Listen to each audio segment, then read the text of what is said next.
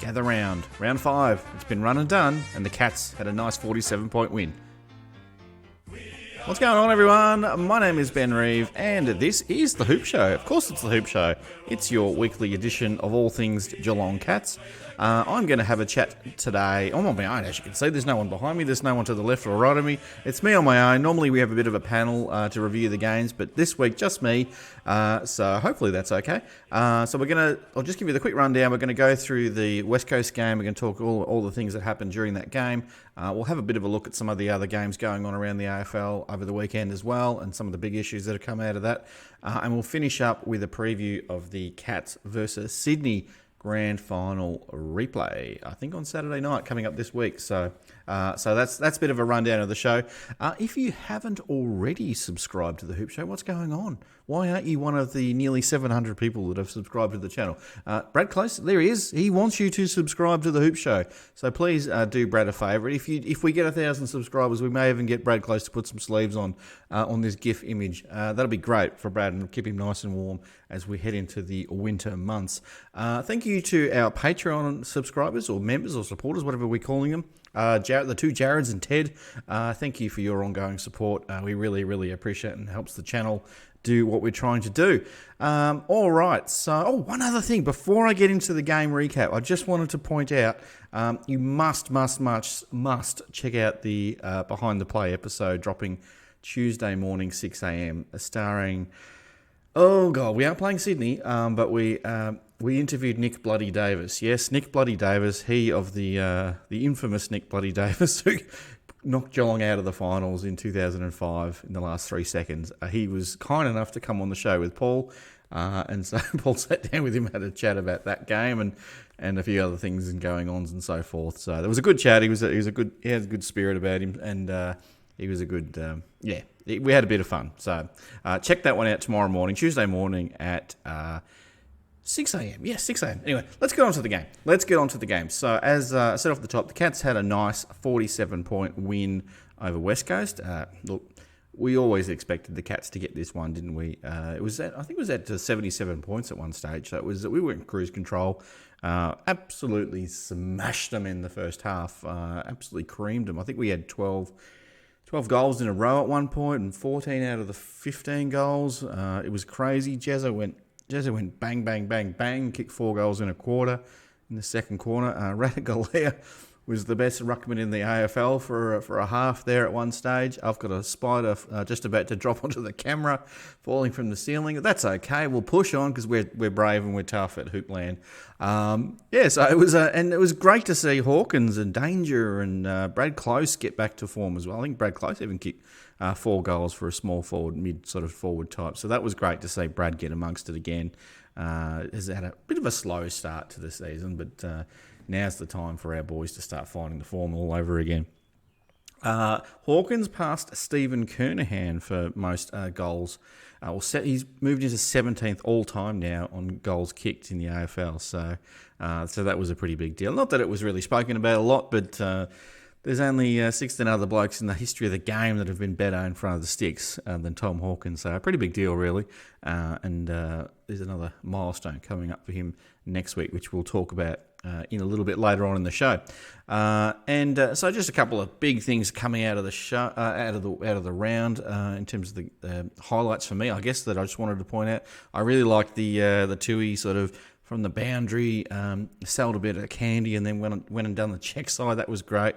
Absolutely love that. Hopefully that it's nominated for goal of the round. It should be. I can't think of... There must probably a few other good goals, but that has to be up there, surely. AFL doesn't know what they're doing if they don't give that a chance. It was great to see, probably not so much for an individual play, but just Max Holmes really starting to show the competition and repaying some faith in Geelong fans and the club that really felt like he was destined for big things. He really seemed to announce himself with a couple of amazing things through that midfield on the weekend. So I'm expecting big things for him over the next 4 to 8 weeks. I think he's really going to put the foot down and take the competition on over the next couple of months. Look forward to that.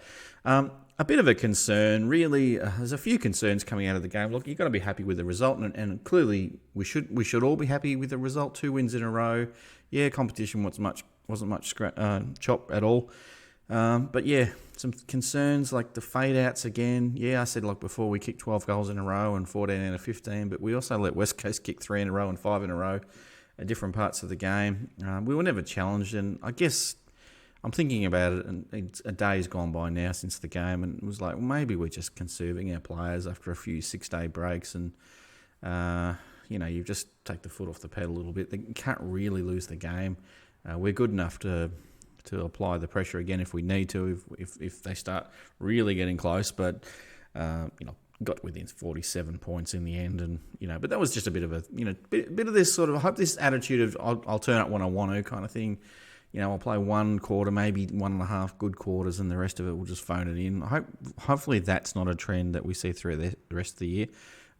We do have an old list though, and we do have to manage the players, and it was a system that worked really, really well last year. So we, like we say, in Wells we trust, in the coaching committee and the selection committee, we should trust them as well, that they're doing all the right things in between games and during games as well in terms of load management. So I have full faith that was probably a part of the thinking, just to manage things a little bit and just keep that nice little buffer there as well. But some really big things, another medium-term injury or two came out of the game. Tyson Stengel with his forearm fracture. I think it was a forearm. I was thinking it might have been a wrist to start with, but it looks like it could have been a forearm in the end. So that's a shame, unfortunately. And Reece Stanley has happened very late. I think he had a fracture in his eye socket. It's the old James Hird injury. So both of those players are listed out for the medium term. Now, what does medium term mean?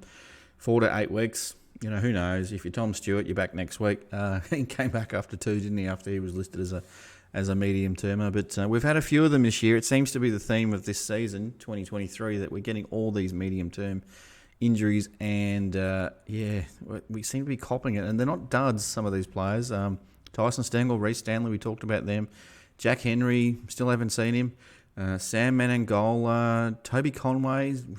We were hoping that we'd get maybe 10 games in a Toby Conway this year. Tom Stewart, as we said, he was supposed to be at 4 or 5, but he came back really early. He's a magician. Somehow he found him. He's found a way to get himself right after anyone else would have taken weeks and months to get back.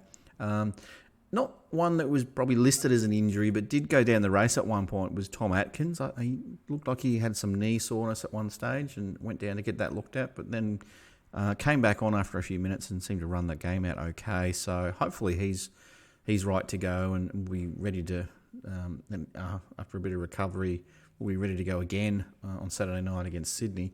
That's a bit of a wait and see. Tom Hawkins was the other one that looked a little bit sore towards the end as well. So, hopefully that's not a recurrence of his his ankle or foot injury, whatever it was. Hopefully he's okay as well. So who knows? It's just going to be one of those seasons, I think, where we're just going to have to just get by, and however we get the win, let's just get the win. So, but it's a big test coming up. Probably the only other one for me was Brandon Parfitt, and I don't want to come hard on the bloke because premiership player, and he's been really good for us over the years. But just this year he's probably struggled to get in the side, and then kind of got an opportunity this week as the sub and really struggled. I mean, he got a lot of it, but just the use not there. And he is one of those inside players that's going to be under pressure every time he gets the ball. Whereas if you're an outside player with space and time to dispose of it, you're more than likely going to have a higher disposal efficiency rate. But just, some of the... I don't know whether we just give him a bit more time in the VFL and see what happens in the second half of the year with Brandon Parfitt. But as I said, I don't want to be too hard on the guy. It's hard playing. I don't think you'd ever see me in the guts. I'm more... I couldn't do anything. But yes, I'd be definitely one of those players on the outside. So it's a tough gig, that one. So, but yeah, hopefully he'll find something towards the back end of the year anyway, because we need a fit and firing Brandon Parfitt feeling good about himself. The only other one that was probably the big talking point of the game, well, not a big talking point, but I guess outside of Geelong and maybe the other AFL world are not happy with Paddy Dangerfield putting the studs up. I can't remember what his opponent was, but to be honest, maybe I'm biased, but I didn't see a lot in it. Yeah, look, the studs were up a little bit, but he was actually flying for the ball in the opposite direction to the player, and the player just closed in on him a little bit quicker. So it's not like he was stationary, went straight up and put the foot out, or was moving towards his opponent with his foot outstretched. Like he was flying away trying to take the mark, and he was almost vertical trying to take it. And what do you expect him to do? Just tuck his knees into his chest while he's trying to take a chest mark? So I don't imagine. To me, there's nothing to see there. It's not great that a player cops a stud in the face, but it does happen from time to time. And I think it's just one of those footy things. I don't think there was any deliberate intent there. I think Danger just had his eyes on the ball the whole time and was literally just flying to take the mark. So that's my view on it. Look, I'm sure if you're an opposition supporter watching this, you'll have a different view on that. But if you look at the direction he's actually going to take the mark, it's the opposite direction to the player. So I think you've got to factor that in at least a little bit. Hopefully you do anyway. My votes for the game, and we haven't done the votes for Anna and Paul, all three of us yet, and we'll share that on the socials during the week. But I really liked Mark Blitzarves just all around the ground again, especially after coming off a bit of a knock in the last 1 or 2 weeks as well in that ruck contest. So 3 votes for Mark Blitzarves. I thought he was fantastic in the ruck and all around the ground, and kicked a couple of goals as well. So pretty much he does everything. I gave 2 votes to Tom Hawkins. I thought he came on really well, kicked 4 goals, but just did a lot of good things and just looked to be almost back to the Tommy of old. So hopefully he just keeps getting better and better, and he stays injury free for the rest of the year and ready to go again next week against Sydney. That'd be great. I mean, Brad Closer gave the 1 vote too. I thought Brad was fantastic, and for a small forward to kick 4 goals is pretty impressive. But he just seems to be using the ball a lot better this week and last week. I think his disposal efficiency was way up there again. So that's fantastic to see, which we really, really need him. Some of these guys, when they're down, you don't realise how much that affects your structure and the rest of the team and how everyone else performs. So with Brad up and going again, it's amazing how good we look. So hopefully that's a sign of good things to come ahead for the rest of the year. So around the grounds, let's have a bit of a look. So St Kilda and Essendon, who would have thought? First and second on the ladder after 5 rounds. Could you have picked it? I did say Essendon would finish top 8, and I'll keep saying that. I'm waiting for Paul to put out a retraction video, because he was probably my harshest critic when I said Essendon would play finals, and pretty much everyone in the AFL world who ever watched my show or this show or was on the socials or anything like that, unless you're an Essendon supporter and you're quite happy to have an opposition fan predicting your team to make finals. I thought Essendon had a really, really nice draw, or a favourable draw for them, I should say. And I thought they would somehow sneak into, I think earlier I went top 4, but then I revised that to top 8. So currently sitting second, so happy with that. It was announced that Gather Round would stay in South Australia for another 3 years. I don't know if you went to the game. I didn't get there. I just got back from Bali, and I wasn't going to get on the plane the next day. So more than happy just to sort of sit back and watch the game. But yeah, good on South Australia. Sounds like everything went really well. I think the AFL probably maybe was a little misleading with all the games being sold out, especially when you get 2 for 1 kind of thing. But just looking on the tally, I mean, clearly they sold every seat, but every venue was sold out, but not every game had 100% capacity of eyeballs watching at all time. I think it was probably best to 60% full at most of the time for especially those double-header games. So, but it was still pretty good. Not a bad effort there, and it's good to have it. I think they had a few of the Norwood Oval games for some of those lower drawing teams as well, so that was good. Saints failed their first big test against quality opposition, so they were 4-0 before they came up against Collingwood. So I'm not saying that Saints are pretenders, but they'll want to get a big scalp at some stage soon. I think they've got another big test coming up soon, but they could be without Anthony Caminiti after he took out Nathan Murphy from Collingwood with an elbow and put him into next week. So didn't look good on the replay there. So I'd expect a few weeks for him, maybe 2 or 3 potentially, and the medical report won't be very kind in that situation. Collingwood's, they're finding a way to win. They've won 4 out of 5, and they've got no ruck at the moment. Another sort of temporary ruck option in McStay has gone down again with another injury, so I don't know who they're going to use now.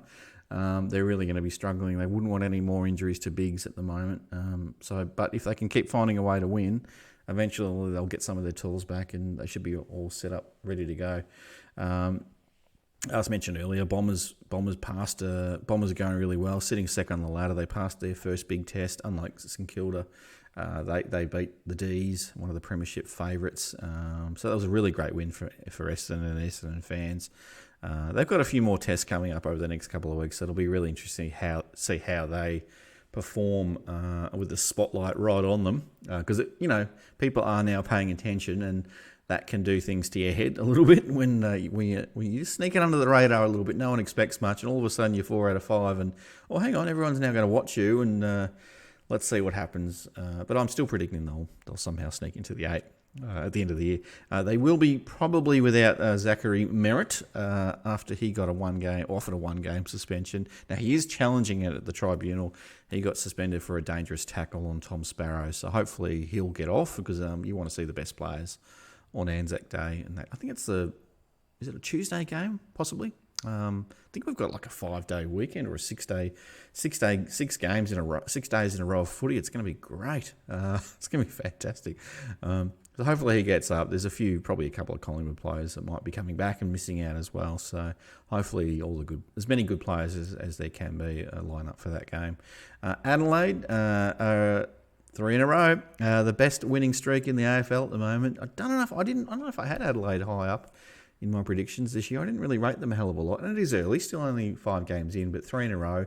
The best winning streak of any club at the moment. And they're likely to make it 4 in a row next week with Hawthorn. So, oh dear. That'll be interesting. Adelaide 4 in a row, could you believe that? Who knows? Richmond, 1.5 wins after 5 games. A lot of people were tipping them as premiership fancies. I didn't really rate them, to be honest. I don't know what all the talk was. I thought they were about to fall off a cliff. They didn't seem to have the same culture that Geelong has. So I just, what's his name? Trent Cotchin's really struggling at the moment. Jack Riewoldt, hats off to him.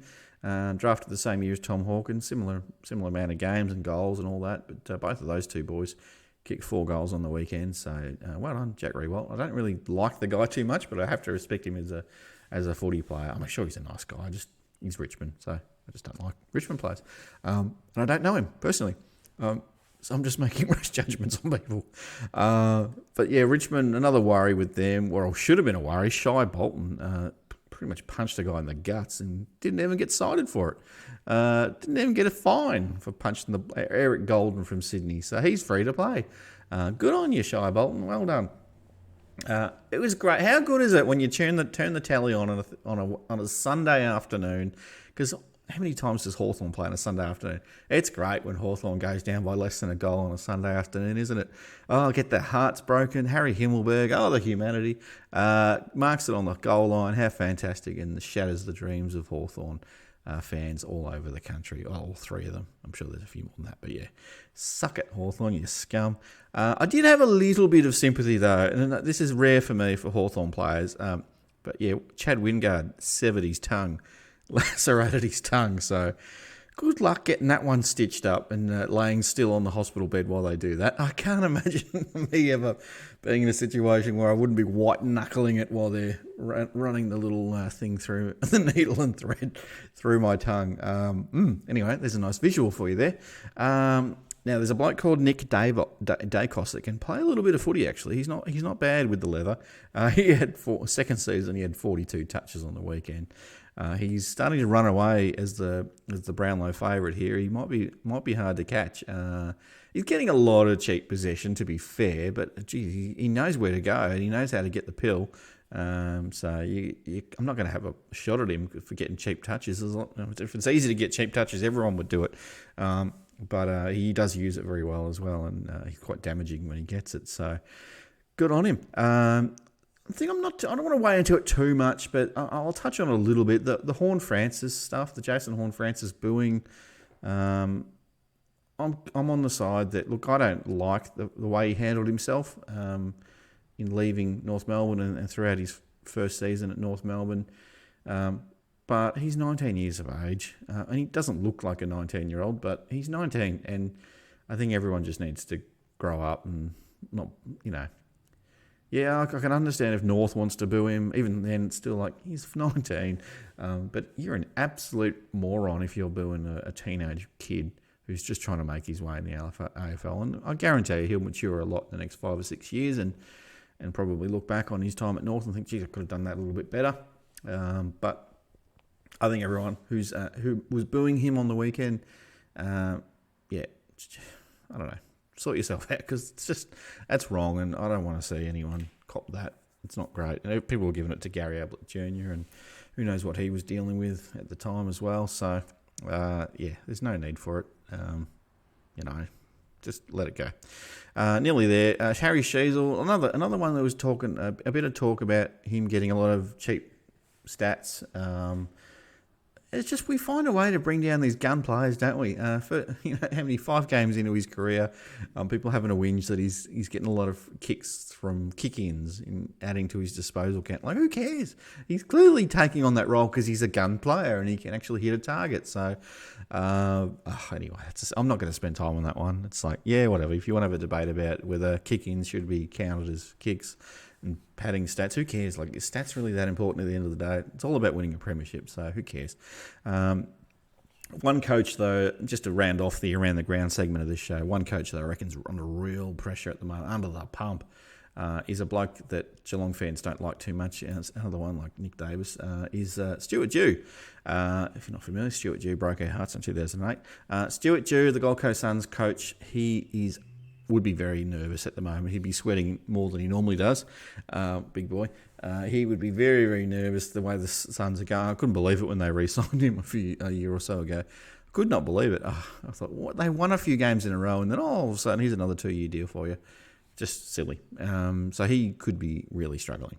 I didn't rate the Suns at all. I know a lot of people did. I think Paul might have had them as a chance to make the finals this year. Look, they still might come good, but they're not showing anything at the moment other than, they beat Geelong. Yeah, probably. They showed, they were crap that day too. We were just crapper. But anyway. All right, let's go on to the next round. So Cats versus Swans, the grand final replay, the flag-raising ceremony. It's actually Anzac weekend as well, so there'll be lots of events happening around that. I think we've got a special Guernsey for that too. In addition to the gold Premiers logo, AFL logo on our Guernsey as well, which you can stick up the Swans as well. So suck it. So we're coming to this game sitting 10th on the ladder after way back on 18th at one point. We're only 2 games off top though, which is not too bad. Our percentage isn't terrible for a team that's 2-3, so we're actually not too bad. And guess what? We've got 18 games to go, so we have plenty of time to bridge the gap on top spot. I don't think we'll get there, but there is a hell of a lot of footy to be played this season. So, yeah, strap in, because, anyway, we're coming off some 6-day breaks, though, so I wouldn't be surprised if a few players got rested this week, especially if you're looking a little bit sore. I wouldn't be surprised. It's still early in the season, and you're wanting to sort of try get your squad numbers up a little bit, give a few guys a bit of experience. I would not be surprised if a few faces came in this week. A couple of players, I think there'll be a few coming back as well, I imagine. Who we got? Segler maybe will come in for Stanley. Gary Rowan, after his 1-week suspension, he should come back, I'm guessing. And Jed Buse, concussion, if he's right to go, he might be another one to come back as well. We'll probably need that sort of small defender to look after Tom Papley, who went absolutely bonkers in the second half with 6 goals on the weekend. So, look, Swannies play well against us at GMHBA at Catriona Park. We've only played them, last time we played them was 4 years ago, back in 2019. And in the 4 games that we've played since 2016, they've beaten us 3 times. We've only had 1 win. So it's a long time ago, and a lot's happened since then. And it's a totally different Swans team, really, since 2019. But normally we're pretty good on our home deck. We have won our last 7 in a row. Yeah, most of that was last year when we went on that run. But we've won 7 straight at GMHBA. It's our first chance to get on our home deck this year. We've won those 7 games by 53 points on average. So we're not bad at home. And it's nice to get back home again. It'd be nice to get a win early and level up at 3-3. I think we've got the season. It was almost like we hit the reset button on the season at that point. Okay, with 3 wins, 3 losses. All right, now it starts. We've banked 3 in a row. We've got a good bit of momentum up. Boys are ready to go, and let's push on. So yeah, look, I think we'll be okay.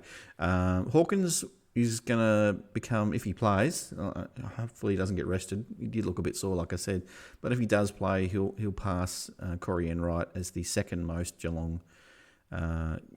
capped Geelong player of all time. Not quite joining Joel Selwood yet, but just trailing Joel Selwood. I think Paul thinks he might actually overtake Joel Selwood at some point if he plays on, but we'll see. I still think this may be Hawkins' last season. I think he'll probably want to go out on top. He's faded a little bit this year. He's not been terrible at all. He's clearly coming back for that injury, but I think you wouldn't want to go any further down. I think maybe this should be his last year. And anyway, prove me wrong, Tom. Kick another 60 goals in the rest of the 18 rounds and make me look like an idiot. I'm more than happy for you to make me look like an idiot. I would love to see Ted Closey. Now, who's Ted Closey? You might, if you're not a follower of the VFL, you might. Who the hell is he talking about? Doesn't he mean Brad Close? No. Ted Closey has been playing very well in the VFL of late, and he hasn't really done much. Couldn't really do much more to get a call up to the senior side. So I'm really hoping Ted gets a bit of a look in. He's a Falcon, former Geelong Falcon, so hopefully he gets a debut. There's a few players coming back, of course, but I would like to see some more players get some opportunity. I'd love to see Ollie Dempsey and Mitch Nevitt get some opportunities as well now rather than sort of later in the year. But at some stage, you want all these guys we want to have a look at maybe 30, 33, 34 players and try and figure out what our best 22, 23 is going to be moving forward. A little bit about Sydney. Look, they looked pretty good on the weekend against Richmond, albeit Richmond was quite rubbish. I don't really rate them too much, and their position on the ladder would say that they're not much of a side really. So yeah, they beat up on a crap team, a bit like we beat up on West Coast. So it's kind of hard to get a read on the form. Swans broke a 2-game losing streak, so they're travelling again. They haven't been home for a little while. They've got another, I think, Buddy Franklin. He's got that knee. Is he going to be ready to come back? Are the McCartan brothers? They're coming back from concussion. Are they going to be right to go? They've got another injury from one of their tools, Joel Amati. I think he had a hamstring injury during the game on the weekend, so he's likely to miss as well. So it's going to be tough for them. Yeah, they've got a gun in Tom Pavlou, but if it doesn't get to ground because it keeps getting picked off by Radigalia and Tom Stewart, he's not going to get a look in. So they're going to have to figure out a way to manufacture some goals. An absolute gun. He's he should be an All-Australian, Tom Pavlou. He's a star. But I don't know. I'll be a bit concerned about how their structure going forward on the weekend. I think Cats will get it done, which leads me to my prediction. Really, I think the Cats will get it done by about 3 goals, about 21 points. I think this will be the game, and we've sort of seen glimpses of it, but I think this will be the game that Max Holmes begins his charge for the Brownlow. Yes, he's going to win the Brownlow this year, 2023. Not next year, this year. I think round 6 will be the game that we'll start seeing best on grounds from Max Holmes. And you watch. We'll wait and see. I think he's ready to go. I think he's, okay, I can do it now. He's got a few games under his belt and he knows what he needs to do. And he's found his rhythm. So let's go. And next month's looking pretty reasonable, I think. We've got Sydney's probably the biggest test for us next week. And then we've got Essendon at the G, depending on how well Essendon's going. They're not going to be an easy beat at this stage. Who knows? I'm waiting for them to... They might fall over, but at this stage I've got... it's a 50-50, that one. I think we'll beat Adelaide at Catriona Park. That's in 3 weeks' time. And then Richmond at the MCG. I think we'll beat them as well. So I would like to get through the next month with 3 wins. I think we could be pretty happy with 3 wins. I think, if I'm a bit iffy over the next 2 weeks with Sydney and Essendon. There could be some interesting games if we're not quite on our game. One of those or both of those teams could knock us off. I don't have a lot of... Even though Adelaide's going pretty well at the moment, I think playing them at home, we very rarely lose to them at Catriona Park. So, and Richmond, they've really sort of trailed off a little bit. So I think we'll have them at the MCG pretty easily. They're no longer the force that they once were. So anyway, that's the show, guys. Thanks for watching. As I said, if you haven't already subscribed, there's Brad. Put some sleeves on, Brad. It's cold. Please subscribe to the Hoop Show. We're nearly at 1,000. We'd love to get to 1,000 subscribers if we can. And if you haven't checked out our Patreon page, it's $5 a month, I think. So we've got all our new early release videos on there. I'll have for those Patreon members, I'll do a player review of the Cats versus West Coast game. So if you want to check that one out, by all means, jump onto Patreon, have a look at that one. It's $5 a month, so cost of a coffee, if that's what you want to call it. So Cats are done. Another win in the bank, in the win column. We should be 3-3 after the Sydney game, I think, and then hopefully we finish the month around about 6-3 would be nice, wouldn't it? If we could get back to 6-3. I think we were 5-4 at one stage last year. So if we're around about that mark, I was like, okay, we're going all right. But considering all the injuries and all that, so I think we'll be fine. Anyway, thank you for watching, everyone. As always, go the Catters, and we'll see you in the next one. Take care. Cheers.